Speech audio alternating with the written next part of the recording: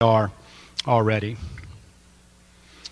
William Lane Craig is a research professor of philosophy at Talbot School of Theology in La Mirada, California, and a professor of philosophy at Houston Baptist University. He earned a doctorate in philosophy at the University of Birmingham, England, before taking a doctorate in theology from the University of Munich, Germany, where he was for 2 years a fellow of the Alexander von Humboldt Foundation. Prior to his appointment at Talbot, he spent 7 years at the Higher Institute of Philosophy of the Katholieke Universiteit Leuven, Belgium. His research interests include the interface of philosophy of religion and philosophy of space and time. He has authored or edited over 30 books, including The Kalam Cosmological Argument, Theism, Atheism, and Big Bang Cosmology, and Time and the Metaphysics of Relativity. He has published over 150 articles in peer-reviewed professional journals, such as the Journal of Philosophy, British Journal for the Philosophy of Science, International Studies in the Philosophy of Science, Philosophia Naturalis, and Astrophysics and Space Science. He has appeared as a guest on television shows such as 2020, CNN Newsroom, Fox News, and Closer to the Truth.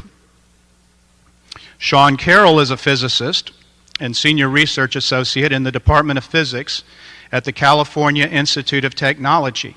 He received his PhD in astronomy and astrophysics from Harvard University. His research focuses on theoretical physics and cosmology, especially the origin and constituents of the universe. He has contributed to models of interactions between dark matter, dark energy, and ordinary matter, alternative theories of gravity, and the arrow of time. Carroll is the author of From Eternity to Here, The Quest for the Ultimate Theory of Time, Space-Time and Geometry, An Introduction to General Relativity, and The Particle at the End of the Universe. He has been awarded fellowships by the Sloan Foundation, Packard Foundation, and the American Physical Society, and won the 2013 Royal Society Winton Prize for Science Books. He has appeared on TV shows such as The Colbert Report, Through the Wormhole with Morgan Freeman, and Closer to Truth. Welcome our guests as they come to speak to us.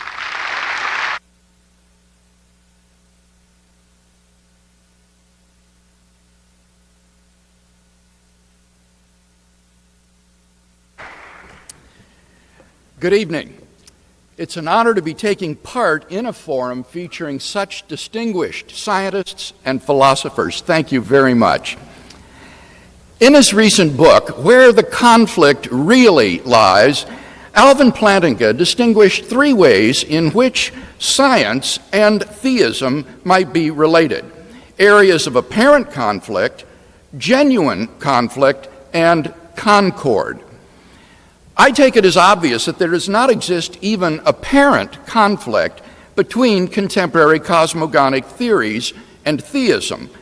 Contemporary cosmology would therefore seem to be an area of obvious concord between science and theism. But tonight I want to defend an even stronger claim, namely that the evidence of contemporary cosmology actually renders God's existence considerably more probable than it would have been without it. This is not to make some sort of naive claim that contemporary cosmology proves the existence of God. There is no God of the gaps reasoning here. Rather, I'm saying that contemporary cosmology provides significant evidence in support of premises in philosophical arguments for conclusions having theological significance. For example, the key premise in the ancient Kalam cosmological argument that the universe began to exist is a religiously neutral statement which can be found in virtually any textbook on astronomy and astrophysics. It is obviously susceptible to scientific confirmation or disconfirmation on the basis of the evidence. So, to repeat, one is not employing the evidence of contemporary cosmology to prove the proposition that God exists, but to support theologically neutral premises in philosophical arguments for conclusions that have theistic significance. In tonight's discussion, I'll focus on two such arguments: the Kalam cosmological argument from the origin of the universe, and the teleological argument from the fine-tuning of the universe. Consider first the Kalam cosmological argument. 1. If the universe began to exist, then there is a transcendent cause which brought the universe into existence. 2. The universe began to exist. 3. Therefore, there is a transcendent cause which brought the universe into existence. By the universe, I mean that reality which is studied by contemporary cosmology.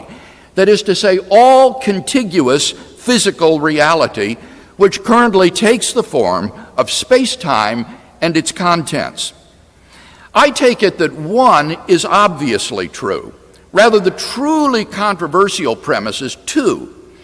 Traditional supporters presented philosophical arguments in support of 2, which for me constitute its primary warrant. But they're not the subject of tonight's debate. Rather, what's emerged during the 20th century is a remarkable empirical confirmation of the second premise from the evidence of astrophysical cosmogony. 2 independent but closely interrelated lines of physical evidence support premise 2: evidence from the expansion of the universe and evidence from the second law of thermodynamics. In saying that the cosmogonic evidence confirms 2, I am not saying that we are certain that 2 is true. Too many people mistakenly equate knowledge with certainty. When they say that we do not know that the universe began to exist, what they really mean is that we are not certain that the universe began to exist. But of course, certainty is not the relevant standard here. The question is whether 2 is more plausible in light of the evidence than it's contradictory. Professor Carroll reminds us, science isn't in the business of proving things. Rather, science judges the merits of competing models in terms of their simplicity, clarity, comprehensiveness, and fit to the data.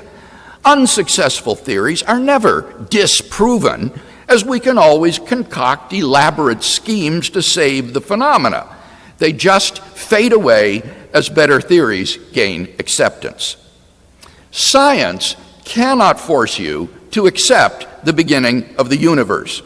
You can always concoct elaborate schemes to explain away the evidence. But those schemes will not fare well in displaying the aforementioned scientific virtues. Even many who have expressed skepticism about premise 2 admit that it is more plausibly true than not. For example, in my recent dialogue with Lawrence Krauss, he volunteered, "I bet our universe had a beginning, but I am not certain of it. Based on the physics that I know, I'd say it is a more likely possibility." This is to admit precisely what cosmologists like Alexander Vilenkin have contended all along, that the evidence makes it more likely than not that the universe began to exist. Consider first evidence from the expansion of the universe. The standard Big Bang cosmogonic model implies that the universe is not infinite in the past, but had an absolute beginning a finite time ago. Although advances in astrophysical cosmology have forced various revisions in the standard model, nothing has called into question its fundamental prediction of the finitude of the past and the beginning of the universe.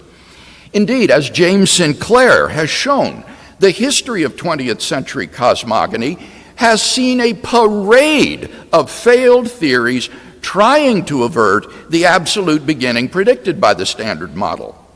Meanwhile, a series of remarkable singularity theorems has increasingly tightened the loop around empirically tenable cosmogonic models by showing that under more and more generalized conditions, a beginning is inevitable.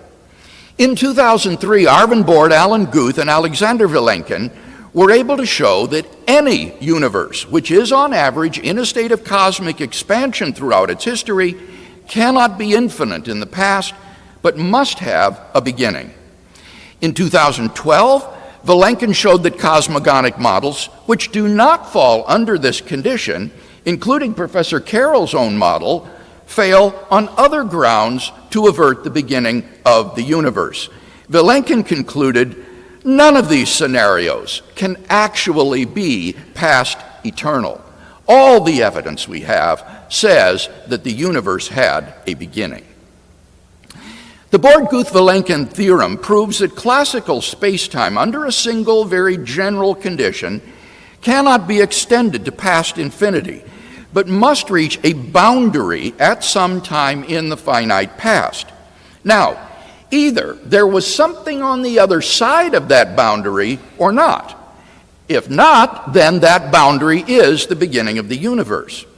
If there was something on the other side, then it will be a non-classical region, described by the yet-to-be-discovered theory of quantum gravity. In that case, Vilenkin says, it will be the beginning of the universe. Think about it. If there is such a non-classical region, then it is not past eternal in the classical sense, but neither can it exist literally timelessly, akin to the way in which philosophers consider abstract objects to be timeless, or theologians take God to be timeless. For this region is in a state of constant flux, which, given the indiscernibility of identicals, is sufficient for time.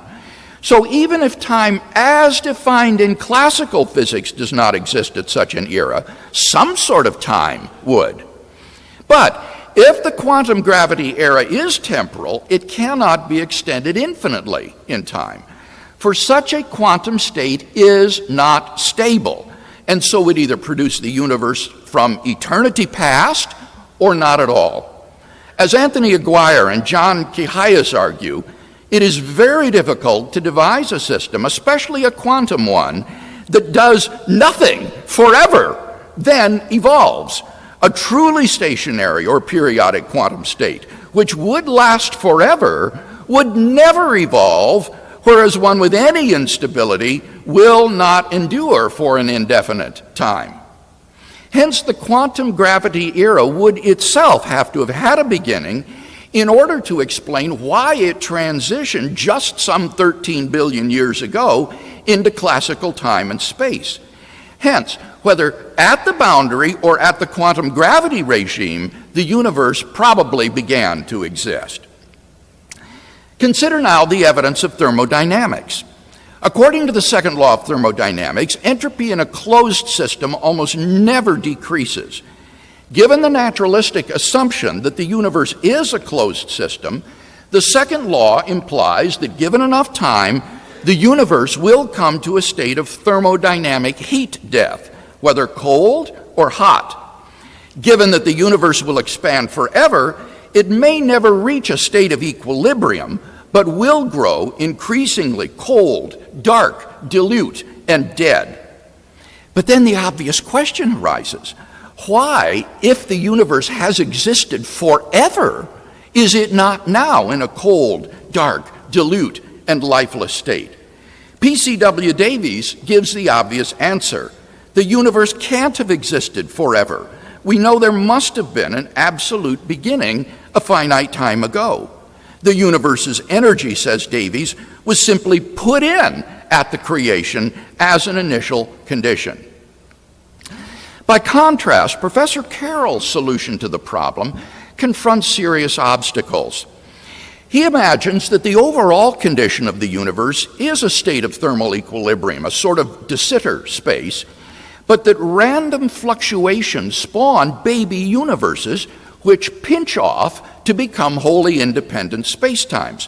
We find ourselves in one such baby universe in a state of disequilibrium. Let me raise two concerns about this model. First, not only are the production mechanisms of such baby universes admittedly conjectural, But such a scenario violates the so-called unitarity of quantum theory by allowing irretrievable information loss from the mother universe to the babies.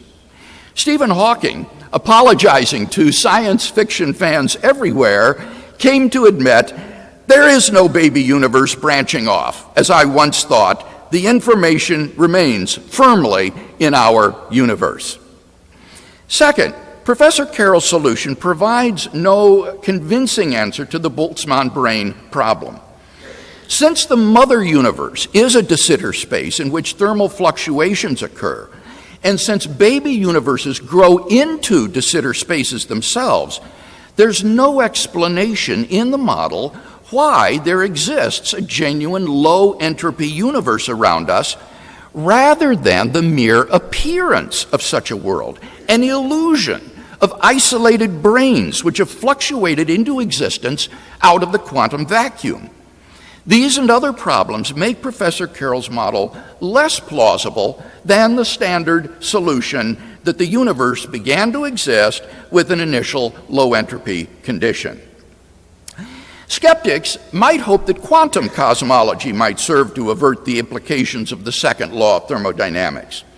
But now, a new singularity theorem formulated by Aaron Wall seems to close the door on that possibility.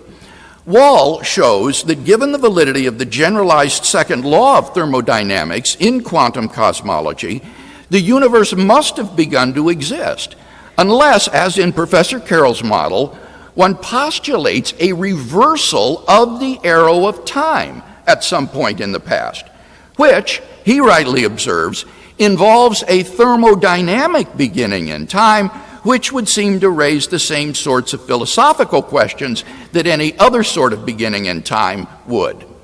Wall reports that his results require only certain basic concepts so that it is reasonable to believe that the results will hold in a complete theory of quantum gravity. Thus, we have good evidence, both from the expansion of the universe and from the second law of thermodynamics, that the universe is not past eternal, but had a temporal beginning. So the second premise of the Kalam cosmological argument receives significant confirmation from the evidence of contemporary cosmology. We have then a good argument for a transcendent cause of the universe. Turn now to the teleological argument from the fine-tuning of the universe. Scientists have been stunned by the discovery that the existence of intelligent, interactive life depends upon a complex and delicate balance of fundamental constants and quantities, like the gravitational constant or the amount of entropy in the early universe, which are fine-tuned to a degree that is literally incomprehensible. Now, there are three possibilities debated in the literature for explaining the presence of this remarkable fine-tuning: physical necessity, chance, or design. The question then is, which of these three alternatives is the most plausible? On the basis of the evidence, we may argue, 1, the fine-tuning of the universe is due to either physical necessity, chance, or design. 2, it is not due to physical necessity or chance. 3, therefore, it is due to design. Consider then the first alternative, physical necessity. This alternative seems extraordinarily implausible because the constants and quantities are independent of the laws of nature. The laws of nature are consistent with a wide range of the values of these constants and quantities. For example, the most promising candidate for a theory of everything to date, superstring theory or M theory, allows a cosmic landscape of around 10 to the 500th power different universes governed by the present laws of nature, so that it does nothing to render the observed values of the constants and quantities physically necessary. So what about the second alternative, that the fine-tuning is due to chance? The problem with this alternative is that the odds against the universe's being life-permitting are so incomprehensibly great that they cannot be reasonably faced. In order to rescue the alternative of chance, its proponents have therefore been forced to adopt the hypothesis that there exists a sort of world ensemble or multiverse of randomly ordered universes, of which our universe is but a part. Now comes the key move. Since observers can exist only in finely tuned worlds, of course we observe our universe to be fine-tuned. So, this explanation of fine-tuning relies on 1, the existence of a specific type of world ensemble, and 2, an observer self-selection effect. Now, this explanation, wholly apart from objections to 1, faces a very formidable objection to 2, namely the Boltzmann brain problem. In order to be observable, the universe need not be fine-tuned for our existence. Indeed, it is vastly more probable that a random fluctuation of mass energy would yield a universe dominated by Boltzmann brain observers than one dominated by ordinary observers like ourselves. In other words, the observer self-selection effect is explanatorily vacuous. As Robin Collins has noted, what needs to be explained is not just intelligent life, but embodied, interactive, intelligent agents like ourselves. Appeal to an observer self-selection effect accomplishes nothing because there's no reason whatever to think that most observable worlds or the most probable observable worlds are worlds in which that kind of observer exists. Indeed, the opposite appears to be true. Most observable worlds will be Boltzmann brain worlds. Since we are presumably not Boltzmann brains, that fact strongly disconfirms a naturalistic world ensemble or multiverse hypothesis. It seems then that the fine-tuning is not plausibly due to physical necessity or chance. Therefore, we ought to prefer the hypothesis of design, unless the design hypothesis can be shown to be just as implausible as its rivals. And I'll leave it up to Professor Carroll to present any such objections. In summary, then, it seems to me that the evidence of contemporary cosmology provides significant support for key premises in 2 philosophical arguments for conclusions having theological significance. Thus, the existence of a creator and designer of the universe seems to be significantly more probable in light of contemporary cosmology than it would have been without it.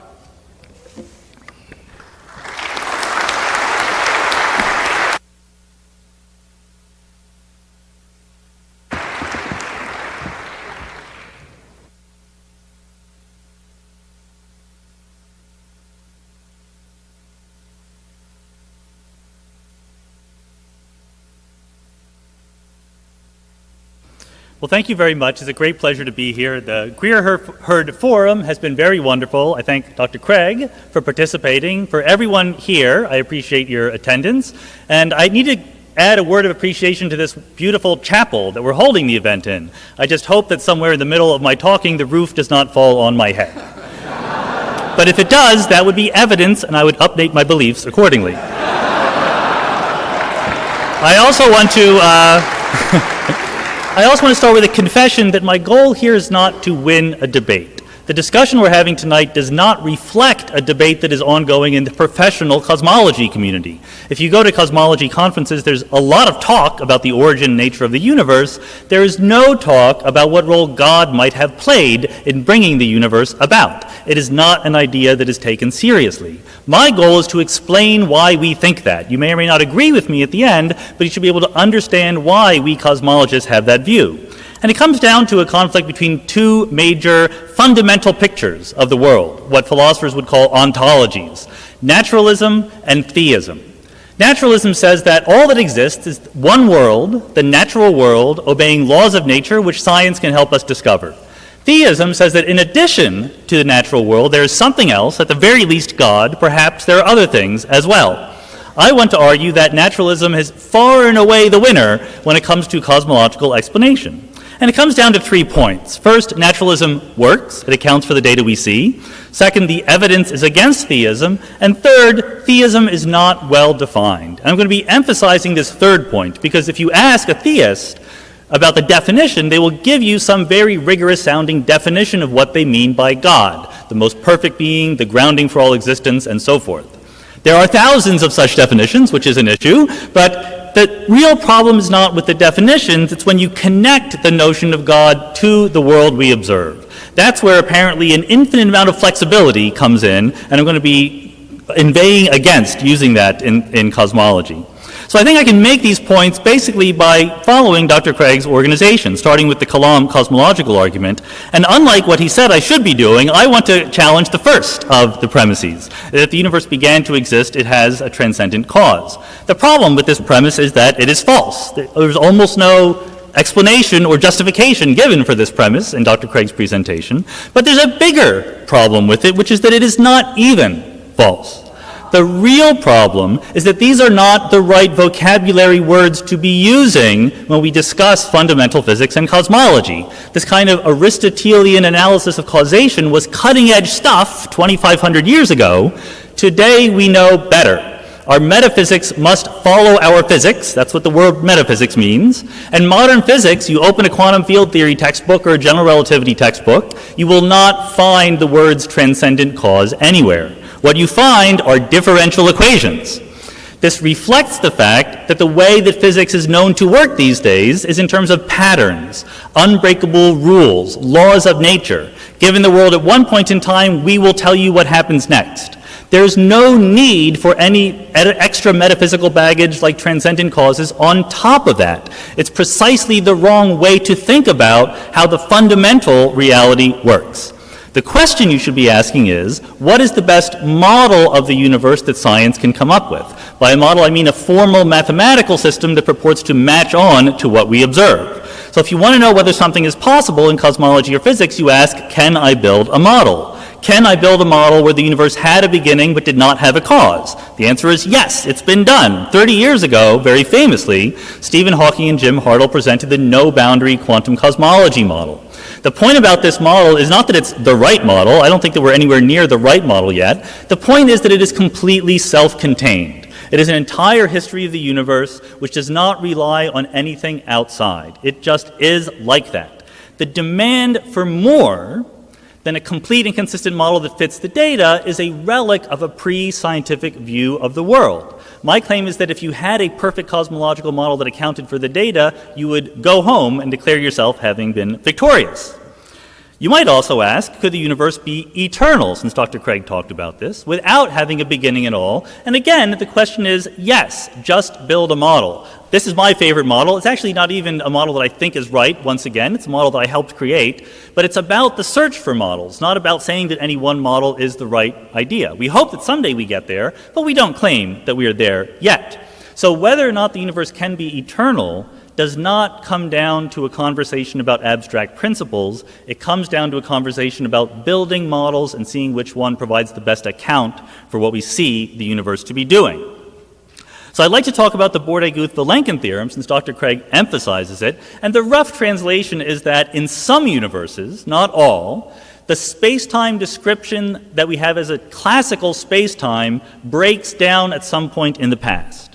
Where Dr. Craig says that the Bordet-Guth-Vilenkin theorem implies the universe had a beginning, that is false. That is not what it says. What it says is that our ability to describe the universe classically, that is to say, not including the effects of quantum mechanics, gives out.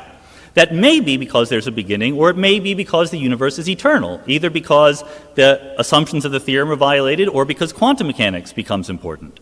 If you need to invoke a theorem, because that's what you like to do, rather than building models, I would suggest the quantum eternity theorem. If you have a universe that obeys the conventional rules of quantum mechanics, has a non-zero energy, and the individual laws of physics are themselves not changing with time, that universe is necessarily eternal. The time parameter in Schrödinger's equation, telling you how the universe evolves, goes from minus infinity to infinity. Now, this might not be the definitive question, the definitive answer to the real world, because you can always violate the assumptions of the theorem, but because it takes quantum mechanics seriously, it's a much more likely starting point for analyzing the history of the universe. But again, I will keep reiterating what matters are the models, not the abstract principles. Now, Dr. Craig brings up an argument about the second law of thermodynamics, and I've written a whole book, you can buy it on Amazon right now from your iPhones, about the second law and its relationship to cosmology. It is certainly a true question, a true issue that we don't know why the early universe had a low entropy and entropy has ever been increasing. That's a good challenge for cosmology. To imagine that cosmologists cannot answer that question without somehow invoking God is a classic God of the gaps move. I know that Dr. Craig says that's not what he's doing, but then he does it. We don't know why the early universe had a low entropy, but that is not an argument that we can't figure it out. There's more than one possibility. Maybe there is a principle, like Stephen Hawking would say, that puts the early universe in a low entropy state. Or maybe there is no high entropy state. In my model of an eternal universe, the reason why our universe is always changing is because the universe always can change. There is no equilibrium for it to fall into. Dr. Craig brings up a quote, he brings up various things that I think really muddle the cosmological picture here. He says that my model is not working very well because it violates unitarity, the conservation of information, and that is straightforwardly false. In my model, unitarity is the whole point. There's a quantum mechanical wave function that describes the evolution of the universe from one piece into multiple pieces, and that evolution is perfectly unitary. He quotes Stephen Hawking backsliding in his statement about baby universes, but that was in the context of black holes that had nothing to do with cosmology. That quote was taken completely out of context. Finally, he makes a big deal about Boltzmann brains. I'm going to talk about that a little bit later. Most importantly, he talks about the fact that if the universe is eternal and you have a second law of thermodynamics, then there must have been a moment in the middle when the entropy was lowest, and he calls this a thermodynamic beginning and quotes another paper. That's fine, except it's equivocation on the word beginning. A thermodynamic beginning is not a beginning, it happens in the middle. It's a moment in the history of the universe from which the entropy is higher in one direction of time and the other direction of time. There is no room in such a conception for God to have brought the universe into existence at any one moment. If you really believe that the beginning of the universe is an important piece of evidence for God, an eternal universe with a low entropy state in the middle is not helping your case. What you should be doing is trying to build models, like I said. So the question is, are there realistic models of eternal cosmologies? Well, I spent half an hour on the internet. I was able to come up with about 17 different plausible-looking models of eternal cosmologies. I do not claim that any of these is the right answer. We're nowhere near the right answer yet. But you can come up with objections to every one of these models. You cannot say that they are not eternal. There's a theorem, Borde-Guth-Vilenkin, that has assumptions, so if you violate those assumptions, you can violate the theorem. Meanwhile, theism, I would argue, is not a serious cosmological model. That's because cosmology is a mature subject. We care about more things than just creating the universe. We care about specific details. At the cosmology conferences, we're discussing these questions that you see before you. I'm not going to list all of them, but a real cosmological model wants to predict what is the amount of density perturbation in the universe and so forth. Theism does not even try to do this because ultimately theism is not well defined. So let's go to the second argument, the teleological argument from fine-tuning. I'm very happy to admit right off the bat, this is the best argument that the theists have when it comes to cosmology. That's because it plays by the rules. You have phenomena, you have parameters of particle physics and cosmology, and then you have two different models, theism and naturalism, and you want to compare which model is the best fit for the data. I applaud that general approach. Given that, it is still a terrible argument. It is not at all convincing. I will give you 5 quick reasons why theism does not offer a solution to the purported fine-tuning problem. First, I am by no means convinced that there is a fine-tuning problem. And again, Dr. Craig offered no evidence for it. It is certainly true that if you change the parameters of nature, our local conditions that we observe around us would change by a lot. I grant that quickly. I do not grant that therefore life could not exist. I will start granting that once someone tells me the conditions under which life can exist. What is the definition of life, for example? If it's just information processing, thinking, or something like that, there's a huge panoply of possibilities. They sound very science fiction-y, but then again, you're the one who's changing the parameters of the universe. The results are going to sound like they come from a science fiction novel. Sadly, we just don't know whether life could exist if the conditions of our universe were very different because we only see the universe that we see. Secondly, God doesn't need to fine-tune anything. We talk about the parameters of physics and cosmology, the mass of the electron, the strength of gravity, and we say if they weren't the numbers that they were, then life itself could not exist. That really underestimates God by a lot, which is surprising from theists, I think. In theism, life is not purely physical. It's not purely a collection of atoms doing things like it is in naturalism. I would think that no matter what the atoms were doing, God could still create life. God doesn't care what the mass of the electron is. He can do what he wants. The only framework in which you can honestly say that the physical parameters of the universe must take on certain values in order for life to exist is naturalism. The third point is that the fine-tunings that you think are there might go away once you understand the universe better. They might only be apparent. There's a famous example that theists like to give, or even cosmologists who haven't thought about it enough, that the expansion rate of the early universe is tuned to within 1 part in 10 to the 60th. That's the naive estimate back of the envelope, pencil, and paper you would do. But in this case, you can do better. You can go into the equations of general relativity, and there is a correct, rigorous derivation of the probability. And when you ask the same question using the correct equations, you find that the probability is 1. All but a set of measure zero of early universe cosmologies have the right expansion rate to live for a long time and allow life to exist. I can't say that all parameters fit into that paradigm, but until we know the answer, we can't claim that they are definitely finely tuned. Number 4, there's an obvious and easy naturalistic explanation in the form of the cosmological multiverse. People like to worry about the multiverse. It sounds extravagant. I claim the multiverse is amazingly simple. It is not a theory. It is the prediction of physical theories that are themselves quite elegant, small, and self-contained that create universe after universes. There's no reason, no right that we have to expect that the whole entire universe looks like the conditions we have right now. But more importantly, if you take the multiverse as your starting point, you can make predictions. We live in an ensemble, and we should be able to predict the likelihoods that the conditions around us take different forms. So in cosmology papers dealing with the multiverse, you see graphs like this that try to predict the density of dark matter given other conditions in the multiverse. You do not see graphs like this in the theological papers trying to give God credit for explaining the fine-tuning because theism is not well-defined.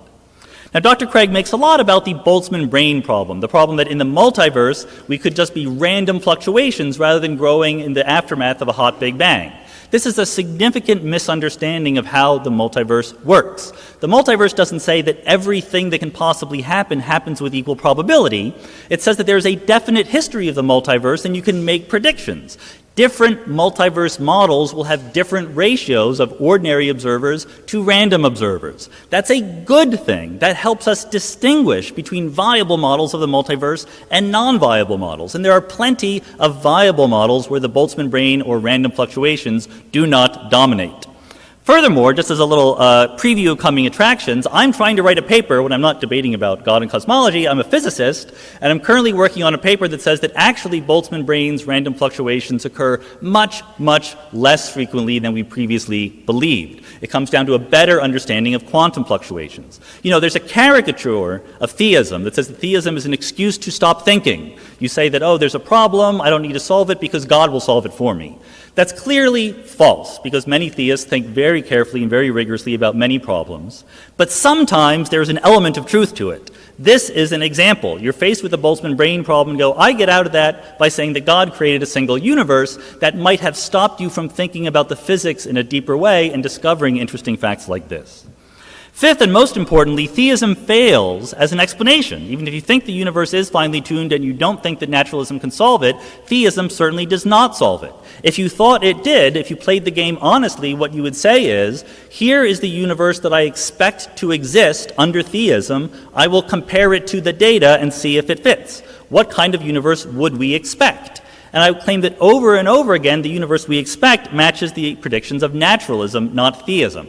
So the amount of tuning, if you thought that the physical parameters of our universe were tuned in order to allow life to exist, you would expect enough tuning but not too much. Under naturalism, a physical mechanism could far over-tune by an incredibly large amount that has nothing to do with the existence of life, and that is exactly what we observe. For example, the entropy of the early universe is much, much, much, much lower than it needs to be to allow for life.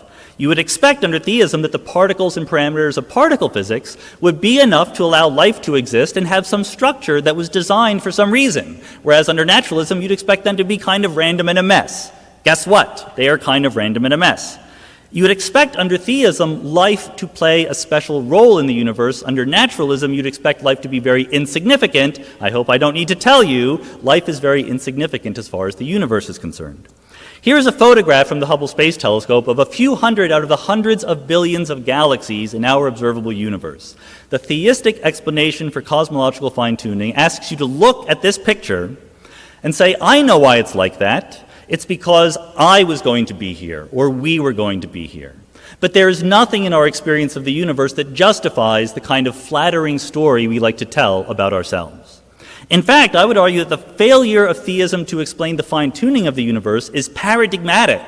It helps understand the other ways in which theism fails to be a better theory than naturalism. What you should be doing over and over again is comparing the predictions or expectations under theism to under naturalism. You find that over and over again naturalism wins. And I'm going to zoom through these. It's not the individual arguments that are important, it's the accumulated effect.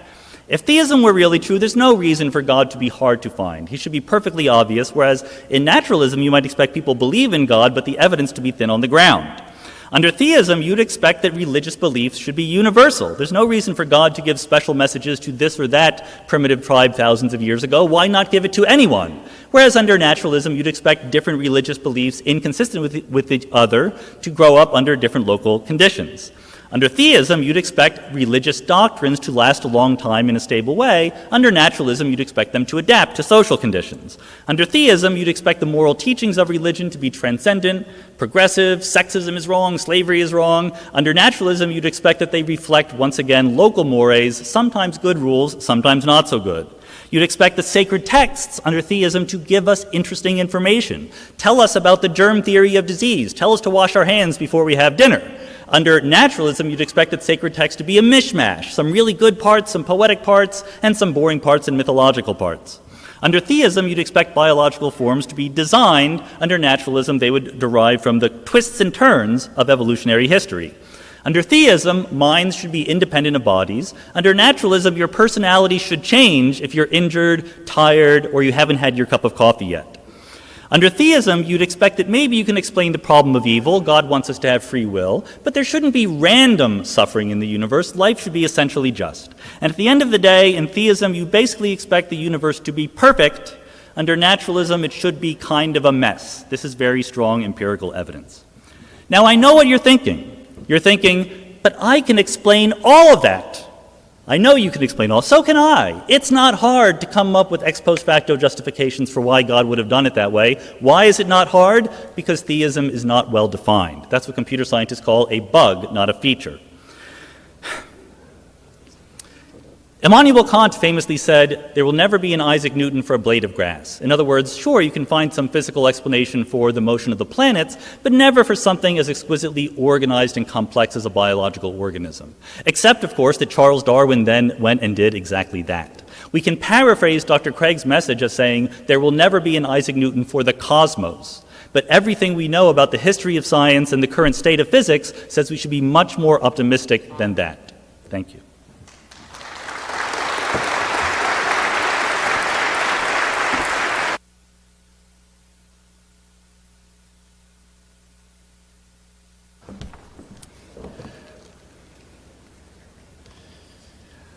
Well, thank you, Dr. Carroll, for that vigorous interaction.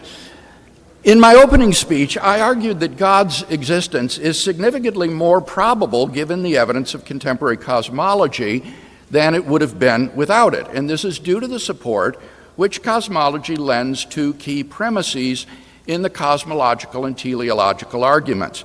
Now, before we review those arguments, let me just say a word about Professor Carroll's concluding remarks, which I believe are extraneous to tonight's discussion. He's very concerned to show that God's existence is improbable relative to certain non-cosmological data. For example, the problem of evil, our insignificant size, and so forth. The very fact that these are non-cosmological data shows that they are not relevant in tonight's debate. And I've addressed things like the problem of evil extensively, for example, in Philosophical Foundations for a Christian Worldview. So the debate tonight is not over the probability of theism versus naturalism. That would require us to assess all sorts of non-cosmological data. Rather, the question is God's existence more probable given the data of cosmology, contemporary cosmology, than it would have been without it? And I think it certainly is. Let's look at those two arguments that I defended. Slide 31, please. Consider first the evidence for the beginning of the universe from the expansion of the universe and thermodynamics. Now, to my surprise, Dr. Carroll challenges the first premise of this argument by saying it's based on outmoded Aristotelian concepts of causality. I protest, not at all. There is no analysis given of what it means to be a cause in this first premise. You can adopt your favorite theory of causation or take causation to be a conceptual primitive. All it requires is that the universe didn't pop into being uncaused out of absolutely nothing. And if that's the price of non-theism, then I think the non-theist is welcome to it. Dr. Carroll says, but on the Hartle-Hawking model, the universe is uncaused. Not at all. Such a model comes into being, or rather the universe comes into being on such a model, and there's nothing in the theory that would explain why that universe exists rather than not. The model may be self-contained, but that's perfectly consistent with my arguments. I'm not arguing for some kind of interventionist deity, but rather, why does the universe exist? Why did it come into being at all? Now, with respect to the second premise, Dr. Carroll says there are all kinds of beginningless models of the universe. Well, it's certainly true that such models exist, but the problem is none of them is successful. Slide 32, please. As Jim Sinclair has shown in our article in the Blackwell Companion, all of the models that Dr. Carroll has mentioned have been shown to be either untenable or not to avert the beginning of the universe. Alex Valenkin says flatly, there are no models at this time that give a satisfactory model for a universe without a beginning. Consider in particular Dr. Carroll's own model. Slide 34, please. This model presupposes, the next slide, yes, it presupposes a reductionistic view of time according to which the direction of time is defined in terms of entropy increase.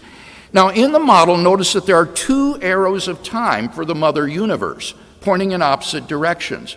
So on this view of time, we don't really have an eternally existing mother universe here at all. Rather, you have two universes which share a common origin in the central surface.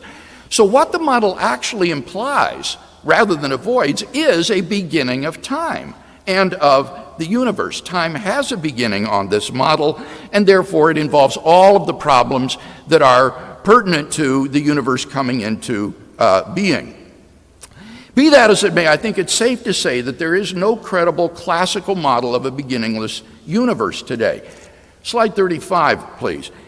Now, Dr. Carroll does hold out hope that quantum cosmology might serve to restore the past eternality of the universe. But I would say not only is there no evidence for such a hope, but I would agree with Valenkin that if there is a quantum gravity regime prior to the Planck time, then that just is the beginning of the universe. And Dr. Carroll says, well, you can have quantum descriptions of the universe that are eternal, and that's certainly true. But the question is, why would the universe transition to classical space-time just 13 billion years ago?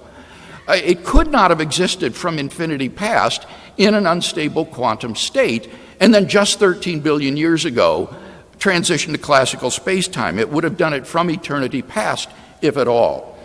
So I think we've got good evidence from the expansion of the universe that the universe probably began to exist. What about the evidence from thermodynamics? First is the problem of information loss to baby universes on his theory. And you'll recall that's why Stephen Hawking rejected the baby universe hypothesis. Now, Dr. Carroll responds, well, my mechanisms for generating the baby universes don't use Hawking's mechanisms. All right, but are they any more successful? I don't think so. According to Chris Weaver in his article on the Carroll-Chen model, he says the Fari-Guth and Guven nucleation that Dr. Carroll uses out of a de Sitter spacetime is merely speculative and Carroll's discussion should be thought of as exploratory. It is therefore safe to conclude that a central piece of the model is missing, and so the Carroll-Chen model is incomplete in that it does not have a clear recommended dynamical path from the background space-time to the birth of universes like ours. In fact, Weaver goes on to point out that for a universe described by the Borg-Guth-Vilenkin theorem like ours, these Fari-Guth-Guven mechanisms cannot produce such a universe, and therefore these mechanisms fail. I also secondly pointed out that there's a Boltzmann brain problem with respect to Dr. Carroll's model. And it seems to me that he just didn't respond to the point that I was making, namely, since every baby universe grows into a de Sitter space, there will be vastly, vastly more of these Boltzmann brains in the long run than there will be ordinary observers. And so what Dr. Carroll would need to do is to justify some non-standard measure of probability that would make ordinary observers more probable than Boltzmann brains. But he admits that he cannot do it. We also then saw that the quantum gravity will not avert this conclusion because of the wall theorem, which should be valid for the quantum gravity era and requires a beginning of the universe. So it seems to me we've got good evidence from the expansion of the universe and from thermodynamics that the universe is probably not past eternal, but began to exist. Now, what about that second argument based upon the fine-tuning of the universe? Here, Dr. Carroll expresses skepticism that the fine-tuning is real, but a good many, if not most of his colleagues would simply disagree with him here. Slide 37. Luke Barnes provides a list of just some of the scientists who have published works in defense of the reality of fine-tuning. And I can think of one more name that we should add to the list, namely Sean Carroll. Listen to what he has to say about the low entropy condition of the early universe, which Robin Collins calls potentially the most outstanding case of fine-tuning. Carroll writes, if the universe we see is really all there is, with the Big Bang as a low entropy beginning, we seem to be stuck with an uncomfortable fine-tuning problem. And so he tries to explain away this fine-tuning via the world ensemble or multiverse hypothesis. But then, as I argued in my opening speech, he confronts this Boltzmann brain problem once again. Even if Dr. Carroll could show that ordinary observers predominate in life-permitting worlds, what about all of those worlds that are not life-permitting? Because the other constants and quantities are not finely tuned. In such worlds, which vastly outnumber finely tuned worlds, there will be no ordinary observers. And yet there will be untold numbers of Boltzmann brains dominated or produced by thermal fluctuation. So the entire multiverse will be dominated by universes having vastly more Boltzmann brains than ordinary observers like us. And therefore the data on the multiverse hypothesis is incomprehensibly improbable. The evidence is strongly disconfirmatory of the world ensemble hypothesis. Now, Dr. Carroll says that theism does no better, though, in this regard, in accounting for the low entropy condition of the universe. For why, he asks, did God make the entropy of the universe so unnecessarily low in order to create us? Well, I have two responses to this. First, it is no part of the fine-tuning argument to assert that the purpose for which the universe was created is us. There may well be intelligent life created by God scattered throughout the universe. But secondly, as Robin Collins has pointed out, even if a general low entropy condition is not necessary for our existence, it is necessary for the discoverability of the universe. God hasn't given us an instruction manual about how the world works, but what he has done is make a world which is susceptible to rational exploration, exploration, and discovery. And if God wanted to make a universe discoverable by embodied conscious agents, he might well make it in such a low entropy condition. Hear more about that tomorrow when Robin gives his paper.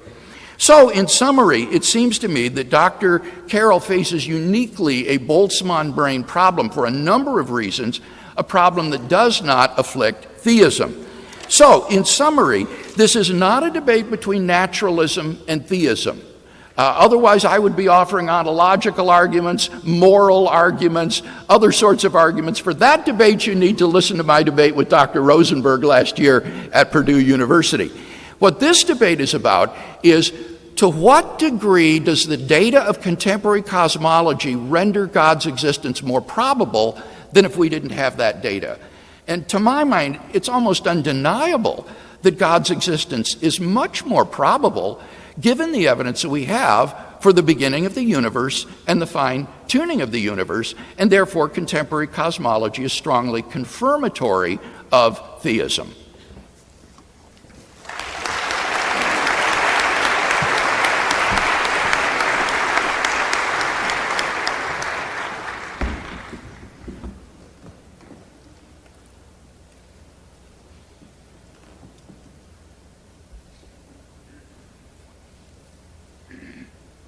Great. Well, thanks again. And I think that we can just go right back to my three major points. And I think that halfway through our forum, I believe these three major points more strongly than ever.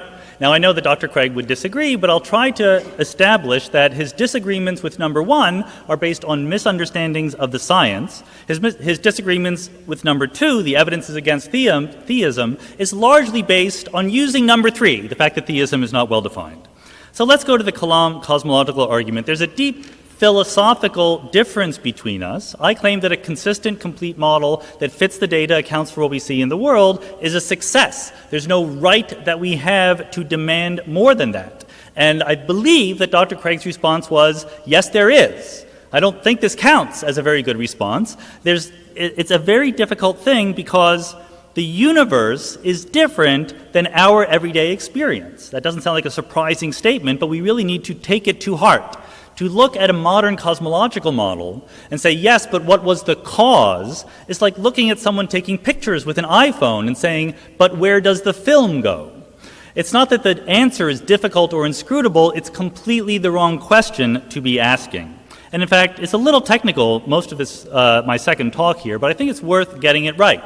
Why should we expect that there are causes or explanations or reason why in the universe in which we live? It's because the physical world inside of which we're embedded has two important features. There are unbreakable patterns, laws of physics. Things don't just happen, they obey the laws.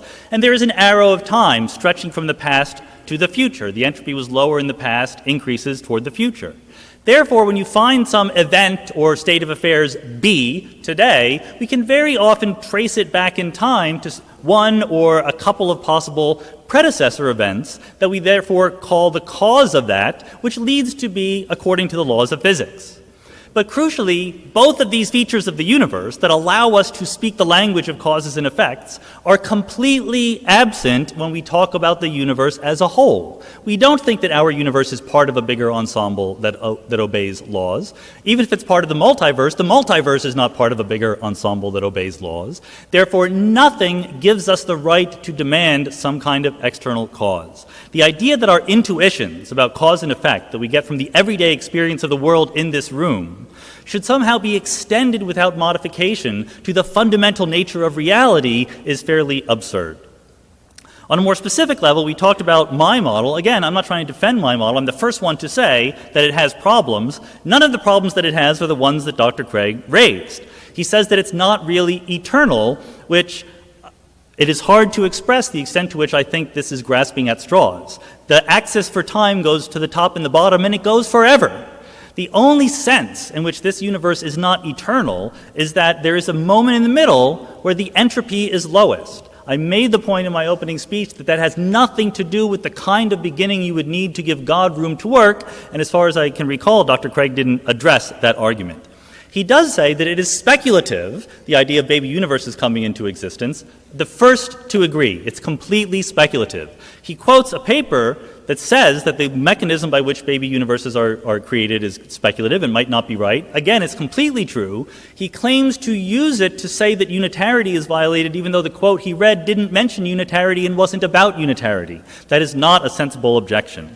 I will repeat the quantum eternity theorem, a sensible place for beginning analysis of the history of the universe might be with the rules of quantum mechanics. He claims that someone else said that there might be a singularity in quantum gravity, but he gives us no understanding. He simply repeats his previous analysis. So I want to draw attention not to my model, but to the model of Anthony Aguirre and Stephen Grattan, because this is perfectly well defined. This is a bouncing cosmology that is infinite in time. It goes from minus infinity to infinity. It has classical description everywhere. There's no possible sense in which this universe comes into existence at some moment in time. And I would really like Dr. Craig to explain to us why this universe is not okay. Now, you might think that, there's a theorem by Alan Guth and Arvind Borde and Alex Vilenkin that says the universe had a beginning. I've explained to you why that's not true, but in case you don't trust me, I happen to have Alan Guth right here, one of the authors of the Borde-Guth-Vilenkin theorem. Alan, what do you say? He says, I don't know whether the universe had a beginning. I suspect the universe didn't have a beginning. It's very likely eternal, but nobody knows. Now, how in the world can the author of the Borde-Guth-Vilenkin theorem say the universe is probably eternal? For the reasons I've already told you. The theorem is only about classical descriptions of the universe, not about the universe itself.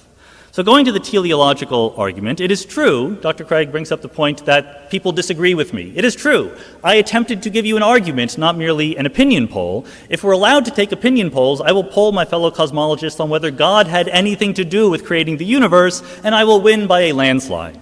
But I suspect that Dr. Craig thinks the majority of opinion of cosmologists is important for some issues, but not for others.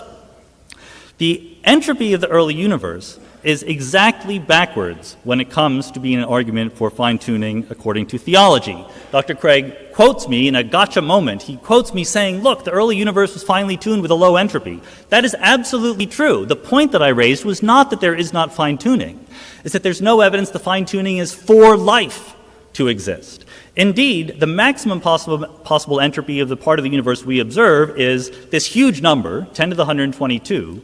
The entropy that you would need is a little bit lower than that if you wanted life to exist. But it's almost the same. It's 0.999, etc., times the maximum entropy. Whereas the actual entropy of the early universe is enormously smaller than that.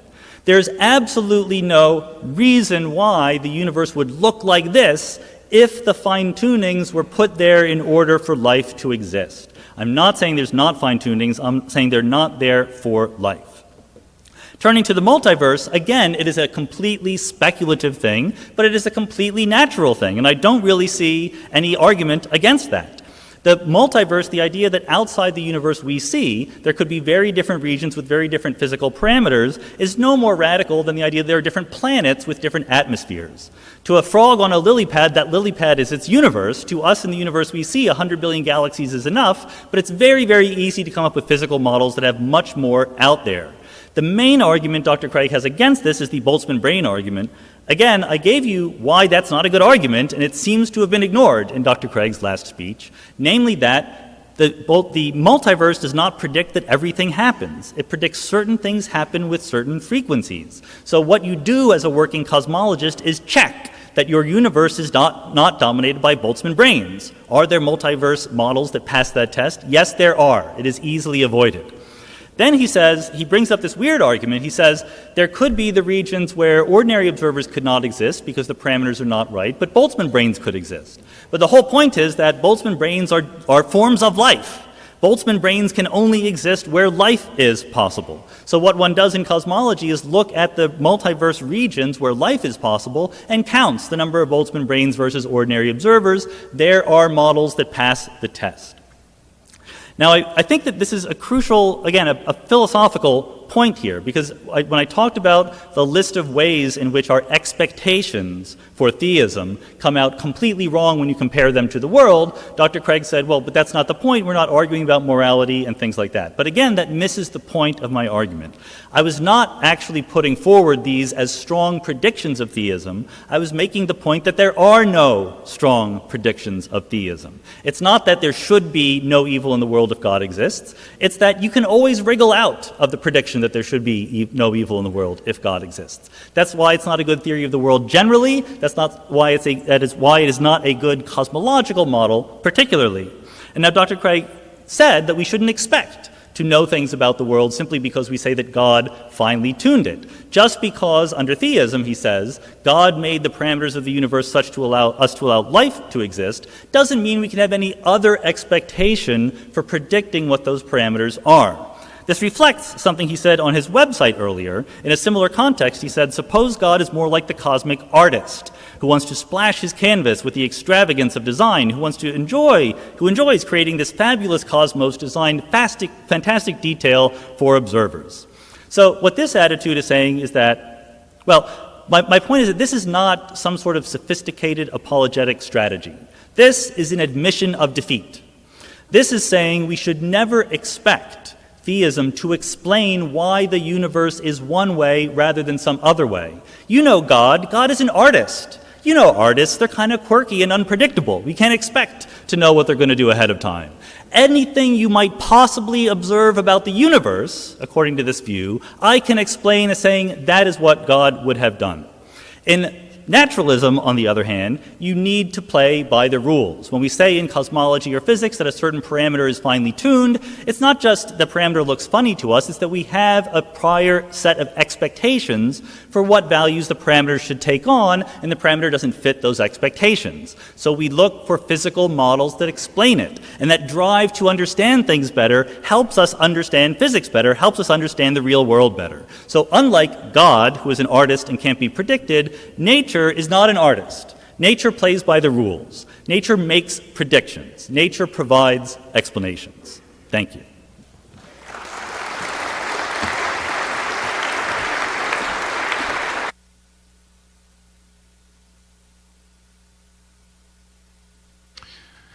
All right, I know a lot of you want to take out your phones and maybe have and are Googling Boltzmann brains.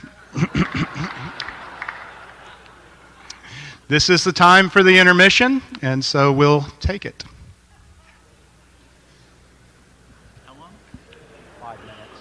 Do they know that?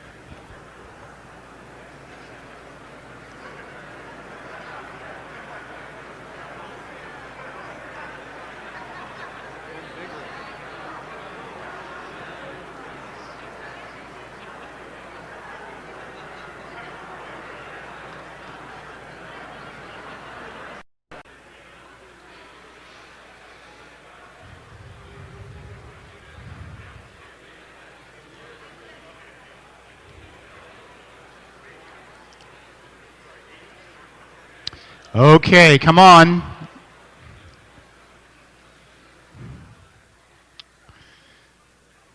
Getting you people back in your seats is like herding philosophers.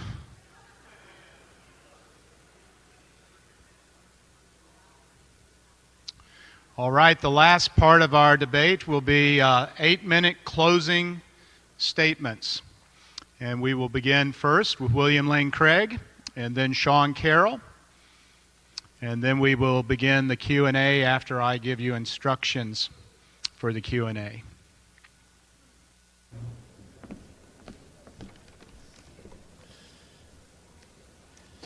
Well, perhaps you feel like you've been drinking from a fire hose this evening. But let me, in my final speech, try to draw together some threads of the debate and see if we can draw some conclusions.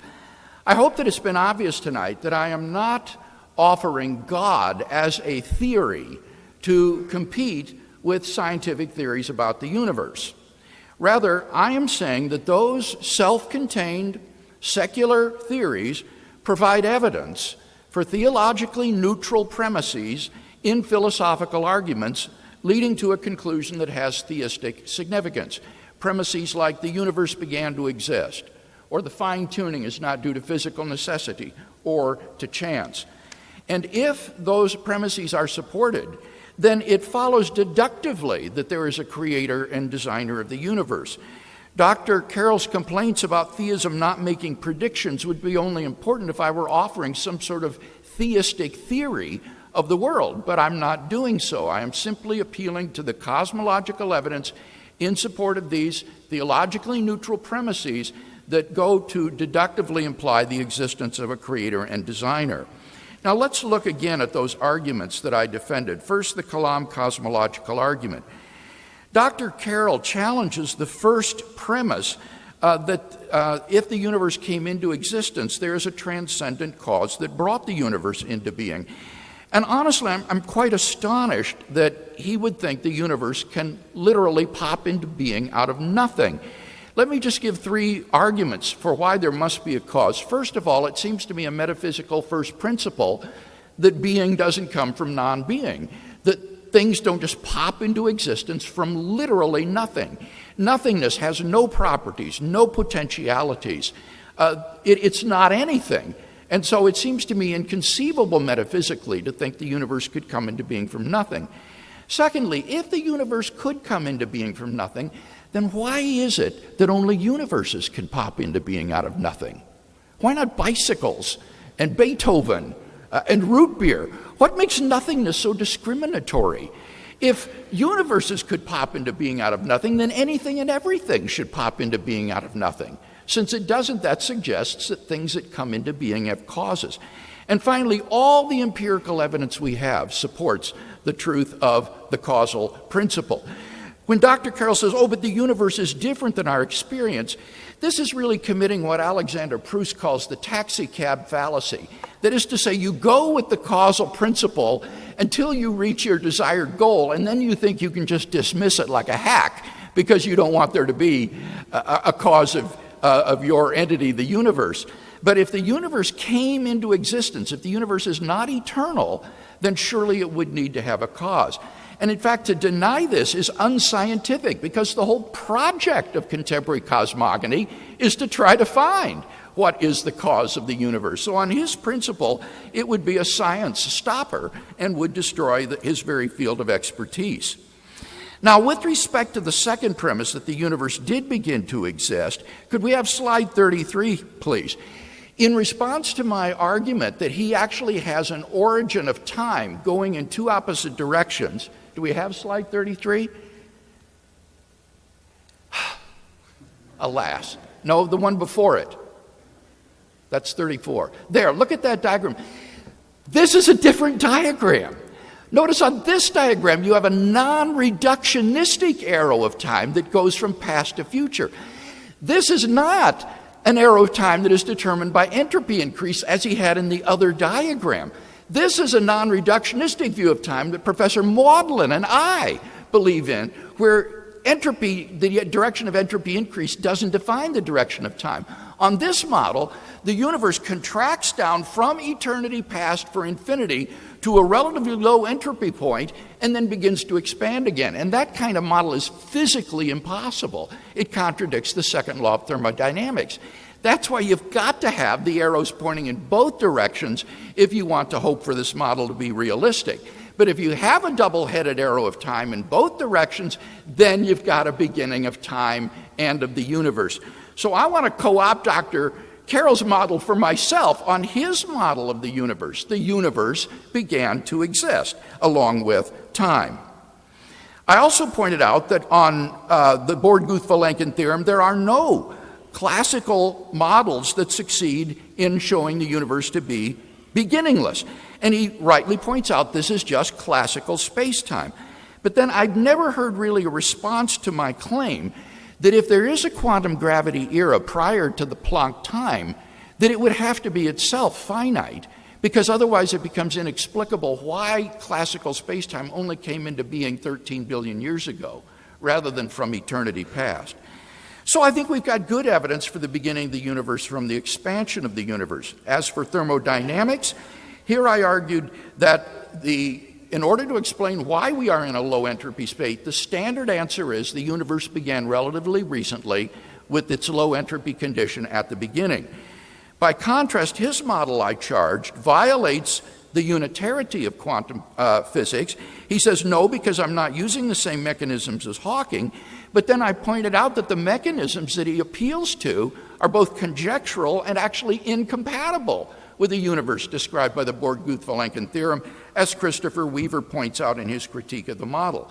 Secondly, the Boltzmann brain problem, I don't think that Dr. Carroll has really come to grips with this, quite honestly. There are at least 2 reasons why Boltzmann brains would dominate.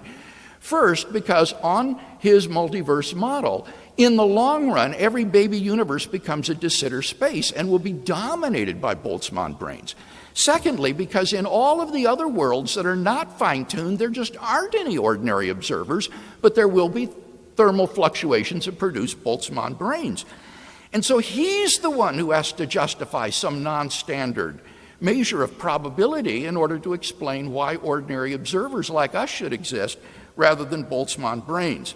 Then I appealed to the Wall theorem to show that even on a quantum gravity theory, you're not going to avoid the beginning of the universe.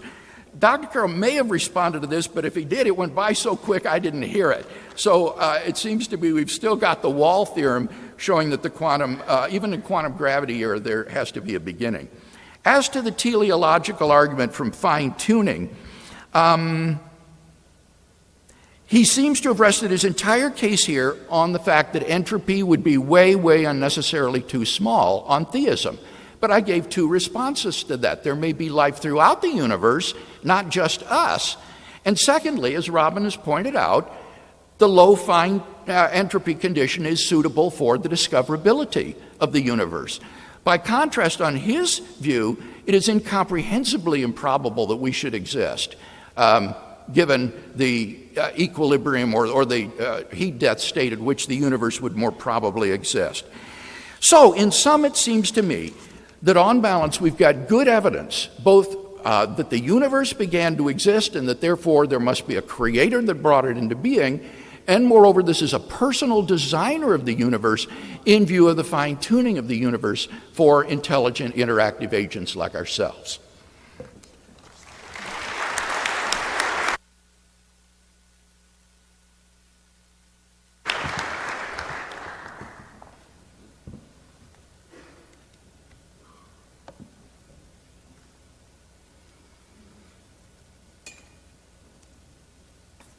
All right, congratulations to everyone for having made it this far. I will confess a bit of frustration in this final talk because I think that almost everything that Dr. Craig said in his last talk, he had already said, and I tried to give my best response to it. They weren't always matched. So I'm going to take advantage of that to do something bizarre and unpredictable, which I'll get to in a second.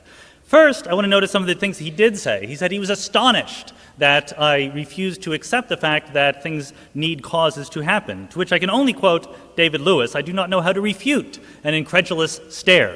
I tried to give the reason why the causation analysis that we use for objects within the universe does not apply to the universe, but that more or less whizzed on by. Dr. Craig gets a lot of mileage out of the presumed nuttiness of things just popping into existence. Why don't bicycles just pop into existence? Again, I tried to explain what makes the universe different, but more importantly, the phrase popping into existence is not the right one to use when you're talking about the universe. It sounds as if it's something that happens in time, but that's not the right way to do it because there is no before the beginning, if there is a beginning. The correct thing to say is there was a first moment of time. When you say it that way, it doesn't sound so implausible. The question is there a model in which that's true? Do the equations of the model hang together? Does the model fit the data? And we have plausibly positive answers to all of those.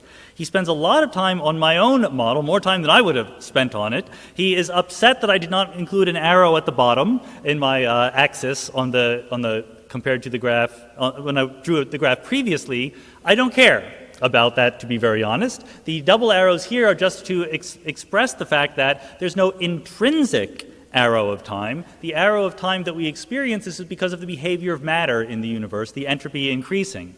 And he says that that's in violation of the second law of thermodynamics. Yes, it is an explanation of the second law of thermodynamics. This is the reason why we, in our little part of the universe, observe the second law. He mentions once again Boltzmann brains, and he says that there should be more Boltzmann brains than ordinary observers. I again explain why that's not true because it's a model-dependent statement. In this particular model, it turns out to be easier to make a universe than to make a brain. That's a selling point of the model. So with that under our belts, I want to actually just completely go off the topic and talk about issues beyond naturalism and theism, because we're having a discussion here about God and cosmology, but let's pull back the curtain a little bit. There are very few people in the modern world who become religious, who come to believe in God because it provides the best cosmology, or because it provides the best physics or biology or psychology or anything like that. And that includes Dr. Craig. There's a famous quote by him that says that the real reason, the primary reason for believing in Christianity isn't cosmological arguments. And I'm not mentioning this as a criticism, it is simply an observation of fact. There are other reasons to be a theist other than cosmology. And I think that is true. I think that makes sense. Most people who become religious do so for other reasons, because it gives them a sense of community, a sense of connection with the transcendent. It provides meaning or fellowship in their lives.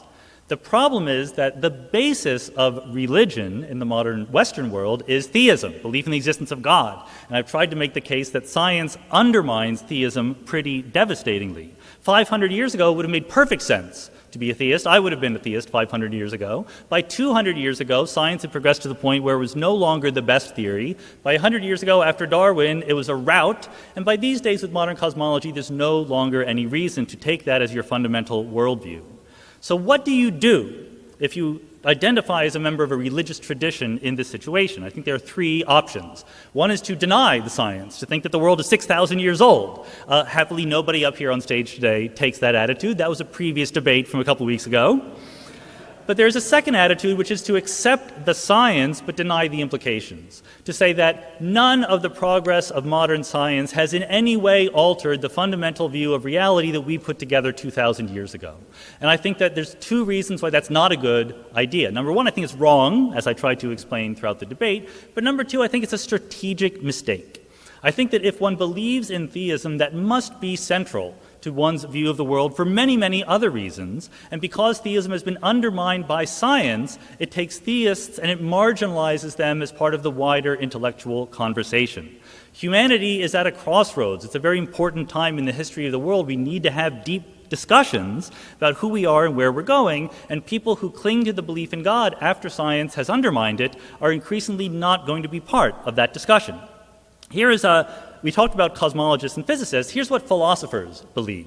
There's a recent survey that asked philosophers 30 big questions. And philosophers don't agree on anything, but here are the three questions they have the greatest amount of consensus on. External reality exists, science tells us something about that external reality, and God does not exist. Now again, philosophers, you get three philosophers in a room, they don't even agree that there are three philosophers in the room. So the fact that there's only 73% is still a very impressive, and this includes professional philosophers of religion.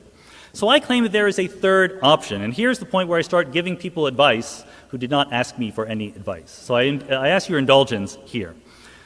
The third option, as I see it, for the person who is religious is to say, look, we admit we were wrong.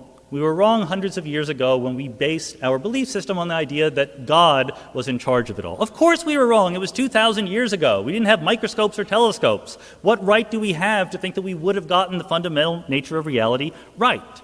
But, this person could hypothetically say, religion is much more than theism. It's not just the belief in God. There is the fellowship we feel for our human beings. For centuries, religious traditions were the place where human beings did their most careful, sustained, and rigorous contemplation about what it means to be human, about what it means to experience joy or suffering, to feel camaraderie with your fellow man, to be charitable, and so forth, to have meaning and purpose in your lives. So maybe, this person could say, there's something to be learned, even for naturalists, from the outcome of all that contemplation. Maybe there is wisdom in scriptures, in the Sermon on the Mount, in the art and the music and the lives of the saints, or for that matter, in the Bhagavad Gita or the Tao Te Ching. I don't know whether there is wisdom there. I'm asking for guidance. At the end of the day, we are all human beings trying to figure out our way in this confusing world. The point is that naturalism replaces theism, but it doesn't replace religion. It doesn't necessarily provide answers to the hard questions of meaning and fulfillment and purpose. I think that it can. I find naturalism personally to be an inspirational and profound view of the world. Ironically, the part I find most inspirational is the fact that someday I will die. Everyone in this room will someday be dead, and there will not be an afterlife, a continuance, a judgment. The lives we lead now are not dress rehearsals. They are the only performance we have. Therefore, what matters is what is here, the people we know and love, the lives we can change, the good we can do for the world. That is all there is, so of course, that is what matters. Another way of putting it is, naturalism has addressed the easy questions, the basic physical features of how the world works. But there are hard questions of meaning and purpose and fulfillment yet to be answered. The way I like to say is, we have picked the low-hanging fruit off of the tree of knowledge. But there's a lot of succulent goodies up there on the higher branches, and we'll get there faster if we all climb together. Thank you.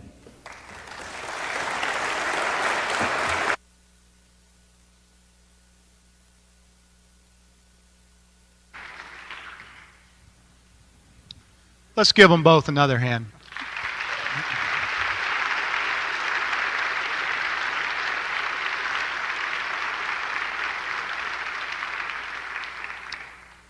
This was just amazing. And the one thing I'm amazed by is that there are great disagreements about time, but both of them stayed on time. And so thanks, guys. And come on up to the podiums. Let me explain how this is going to work, and I need to get my notes here. My wife gets very nervous when it's just my stream of consciousness working. We have a microphone in each aisle for questions. The aisle over here on Sean's side is for questions for Sean Carroll. The aisle over here by Bill's side is for questions for Bill Craig. And we're going to alternate from one to the other, and we'll have an even number of questions. All right? When a question is asked to Sean, Sean will have 2 minutes to answer, and if Bill wants to respond, he'll have up to 1 minute. And vice versa. When a question is asked to Bill, he has up to 2 minutes to answer, and Sean has up to 1 minute. And then let me give some instructions to those who are asking questions. Number one, state your question in a hurry. Like 20 seconds, okay? Number two, make sure that it's a real question.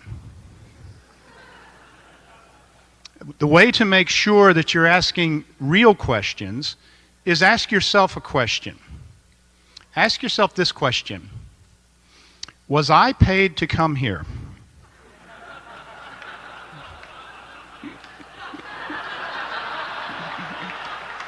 Exactly. If you were not paid to come here, then you are welcome to ask a question, but you are not invited to lecture. So make sure it's a real question. Second, ask yourself this question: will everyone benefit from hearing this question? Is it a question that's going to shed light, to get at more truth? Is it more akin to some interesting thoughts you had one night after your third highball? You've heard it said there is no such thing as a stupid question. That's not true. That's a stupid saying.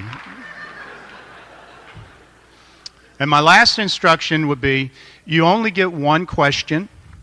When you ask your question, step away from the microphone. No follow-ups, unless Sean or Bill ask you for, if they don't understand what you're asking, and they ask you a question, then you can clarify it. So we can get more questions in, and everyone will be happier. So come to the microphones now, and we will begin. One other thing. Here at the Greer Herd Forum, we follow Robert's rules. My name is Robert. I make the rules. So.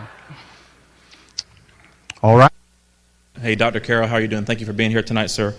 In your polemic tonight on theism, you said something like, look, if you have a fully explainable model, why do you keep looking for something else to add? Okay? Now, my question is something like this. If you took as a metaphor for the universe, say that we have a complete and entire physical explanation for the existence of the jet engine. You know, we can talk about internal combustion, all the things that go into making it and so forth. But does that complete knowledge mean that Frank Whittle didn't exist? Does a fully accurate mathematical model make this so? My question is this exactly. Isn't this a category mistake to assume that it does? Namely, that law and mechanism does away with personal agency. Great. this is being recorded. I don't need to repeat the question, right? So his question got onto the tape. Okay. Yeah, so that's a very good question, and I think the answer is the universe is different than things inside the universe. As I try to explain, there's a reason why there are reasons why. There are reasons why in our everyday life it is perfectly correct to speak a language of causation and explanation and invention and creation. And when you look carefully at what those reasons are, they don't apply to the universe. The universe isn't part of a bigger structure in which there are patterns, evolution laws, arrows of time, expectations for what should happen. So a jet engine and the universe are just not very analogous to each other. It seems to me that that's just fantastic to think that the universe could just come into being from non-being, that it just pops into existence. And as I said, if one says that that is possible, then you're confronted with the difficulty, why only universes? It seems to me then that everything and anything would come into being from nothing, because there's nothing about nothing that could make it discriminate between universes and anything else. So it seems to me that this is a difference without a difference. I would say that the condition that applies to the universe that makes the causal principle relevant would be its beginning to exist. If a horse begins to exist, there's got to be a cause for that. If a building begins to exist, there's got to be a cause for that. Similarly, if the universe begins to exist, there needs to be a cause for that. And in that respect, the conditions for the causal principle do apply. Sorry, I'm over time. Dr. Craig, what would you say to a Thomist, a follower of Thomas Aquinas, who says, I have good arguments for God, such as Aquinas' 5 ways, that are based on indubitable metaphysical principles. It would be imprudent to advance a theistic argument that rests, even partly, on modern science, since science can change, and if some theistic argument loses face as science changes, so does theism. Dr. Craig, what about this charge of imprudence from the Thomist? Yes, I would say that Thomas Aquinas' own metaphysical principles are highly dubious and in doubt, and that therefore I have little confidence that his arguments are, as he claimed, demonstrations. Aquinas was familiar with the Kalam cosmological argument. This is a very ancient argument, and he was aware of the Muslim medieval thinkers who championed it.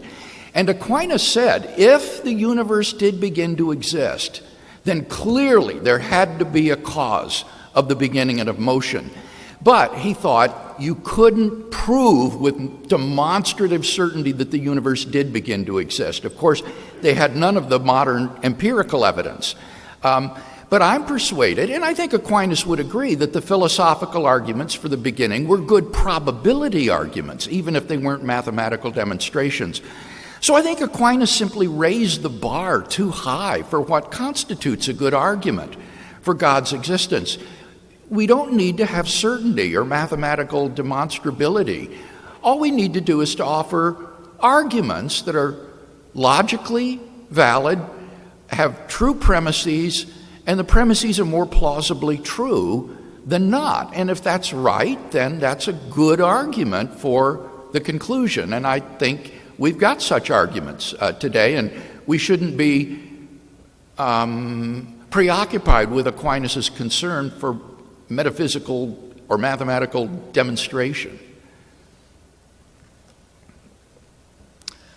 One of the architects of the Big Bang model was Georges Lemaitre, who was a Belgian physicist, mathematical physicist, MIT and Harvard graduate, and also a Jesuit priest. And later in life, in the 1950s, he was serving on a papal commission because the Pope at the time wanted to put forward a statement that said, look, the Big Bang, excellent evidence for the existence of God. And Lemaitre stopped him from doing that. He said, no, you can't get the peanut butter of theology mixed up with the chocolate of science. It does not actually taste great together because, who knows, some days some smart ass will come up with a theory of the universe that is eternal and there isn't a Big Bang anymore. Dr. Craig and I are on the same side. We think that Lemaitre was wrong to make that kind of statement. We both believe that if you're going to be an intellectually honest theist, you need to accord with the best data from the universe. And as we both agree, science is not in the job of proving things with metaphysical certitude. It says that models get better and better at fitting the data. I think that works just as well for theism as it does for naturalism. Dr. Carroll, thanks for being here tonight. My question, at the end of your first speech, you mentioned how, in a nutshell, the theist weasels his way out of predictions that he would make based on the evidence. My question is, though, coming at it, that seems to be assuming that naturalism is some sort of default position and that theism is just adding one step on. My question would be that, do you not find that naturalism is a sort of a bent, an angle that you're coming at it at, and that you allow nothing in that realm? Because, I mean, granted, I know that's what naturalism is, but that you're so shut off from the beginning that nothing could ever meets the evidence, or like Lawrence Krauss says, even if it was in the skies, it maybe consider it. That's right. Yeah, I think this is a good point. Personally, I think that there would be no problem for me to be persuaded out of naturalism. Sorry, the roof is not.